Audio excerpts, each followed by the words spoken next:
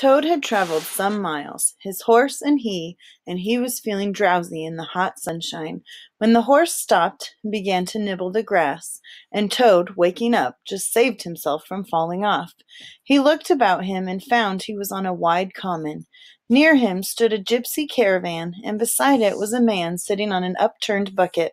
A fire of sticks was burning near by, and over the fire hung an iron pot, and from out of that pot came rich and varied smells. Toad was hungry. He looked the gypsy over carefully, wondering whether it would be easier to fight him or persuade him. So there he sat and sniffed and looked at the gypsy, and the gypsy sat and looked at him. Presently the gypsy remarked, "Want to sell that there horse of yours?" Toad was completely taken aback. Nevertheless, the gypsy's suggestion seemed to smooth the way towards the two things he wanted, money and breakfast. "What?" he said. "Me sell this beautiful young horse? Oh, no. Besides, I'm too fond of him. All the same, how much might you be willing to offer me?" The gypsy looked the horse over. "A shilling a leg," he said briefly, and turned away. "A shilling a leg!" cried Toad. "If you please, I must take a little time to work that out." He climbed down off his horse and did sums on his fingers, and at last he said, "A shilling a leg? Why, that comes to exactly 4 shillings. That is simply not enough." "Well," said the gypsy, "I'll tell you what I will do. I'll make it 5 shillings, and that's more than the animal's worth." Then Toad sat and pondered. He was keenly aware that he was hungry and penniless. At last he said firmly, "Look here, you give me 6 shillings and 6 pence and as much breakfast as I can eat.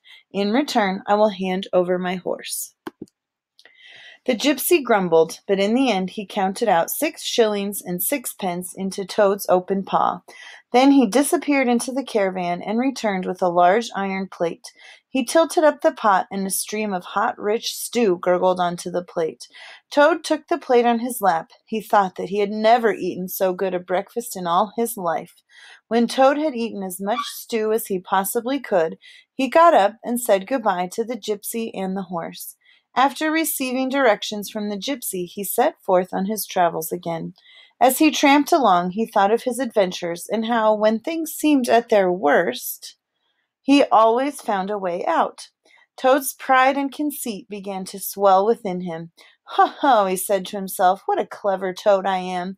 He got so puffed up with conceit that he made up a song as he walked in praise of himself, and sang it at the top of his voice, though there was no one to hear it but him. "The world has held great heroes, as history books have showed, but never a name to go down to fame compared with that of Toad. The clever men at Oxford know all there is to be knowed, but then none of them know one half as much as intelligent Mr. Toad. The animals sat in the ark and cried, their tears in torrents flowed. Who was it said, 'There's land ahead,' encouraging Mr. Toad? The army all saluted as they marched along the road. Was it the king or president? No, it was Mr. Toad." He sang as he walked and got more inflated every minute, but his pride was shortly to have a severe fall. After a while, Toad reached the main road, and there he saw approaching him a speck that turned into a dot, and then into something very familiar. "This is the life again," said the excited Toad. "I will hail my brothers of the wheel, and they will give me a lift." He stepped confidently out into the road, when suddenly he became very pale. His knees shook, and he collapsed, and well he might, for the approaching car was the very one he had previously stolen. He sank down in a miserable heap in the road, murmuring to himself, "It's all over." The motor car drew slowly nearer, till at last he heard it stop just short of him. 2 gentlemen got out and walked round the heap lying in the road. One of them said, "Oh dear, here is a poor old thing, a washerwoman apparently, who has fainted in the road. Let us take her to the nearest village." They tenderly lifted Toad into the motor car and proceeded on their way. When Toad heard them talk so kindly, he cautiously opened first one eye and then the other. "Look," said one of the gentlemen, "she is better already. How do you feel now, ma'am?" "Thank you kindly, sir," said Toad in a feeble voice. "I'm feeling a great deal better." "Now don't try to talk," said the gentleman. "I won't," said Toad. "I was only thinking if I might sit on the front seat there beside the driver, where I could get the fresh air full in my face, I should soon be all right again." "What a sensible woman," said the gentleman. "Of course you shall." So they helped Toad into the front seat beside the driver. Toad was now almost himself again. He sat up and tried to beat down the old cravings that rose up and took possession of him. "It is fate," he said to himself. "Why struggle?" And he turned to the driver at his side. "Please, sir," he said, "would you kindly let me try and drive the car? I should like to be able to tell my friends that I have had the privilege." The driver laughed at the proposal so heartily that the gentleman inquired what the matter was. When he heard, he said, to Toad's delight, "I like your spirit. Let her have a try." Toad scrambled into the seat vacated by the driver, took the steering wheel in his hands, listened with affected humility to the instructions, and set the car in motion. The gentlemen behind applauded, and Toad heard them saying, "Fancy a washerwoman driving a car as well as that, and the first time!" Toad went a little faster. He heard the gentleman call out warningly, "Be careful, washerwoman!" And this annoyed him, and he became angry. The driver tried to interfere, but the Toad made the car speed even faster. "Washerwoman, indeed!" he shouted recklessly. "I am the Toad who always escapes. Sit still, and you shall know what driving really is." With a cry of horror, the whole party rose and flung themselves on him. "Seize him!" they cried. Alas, they should have remembered to stop the motor car before attempting to seize Toad. With a turn of the wheel, the Toad sent the motor car crashing through a hedge. One mighty bound, and the wheels of the car were churning up the thick mud of a horse pond. Toad found himself flying through the air. He eventually landed on his back in the soft grass of a meadow. Sitting up, he could just see the motor car in the pond. The gentleman and the driver were floundering in the water. He picked himself up and set off running across country as hard as he could.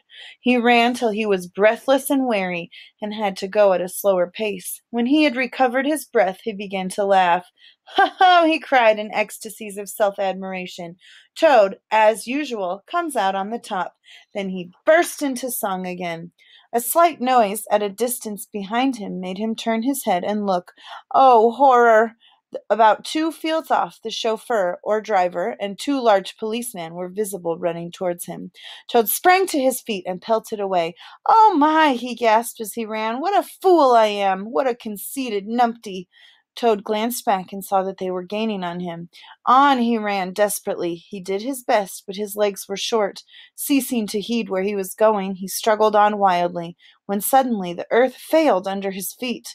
The Toad grasped at the air, and splash! He found himself head over ears in deep water. He had run straight into the river. Toad rose to the surface and tried to grasp the reeds, but the stream was so strong that it tore them out of his hands. "Oh, my!" gasped poor Toad. "If I ever steal a motor car again!" Then down he went and came up spluttering. Presently he saw that he was approaching a big, dark hole in the bank just above his head. As the stream bore past him, he reached up with a hand and caught hold of the edge.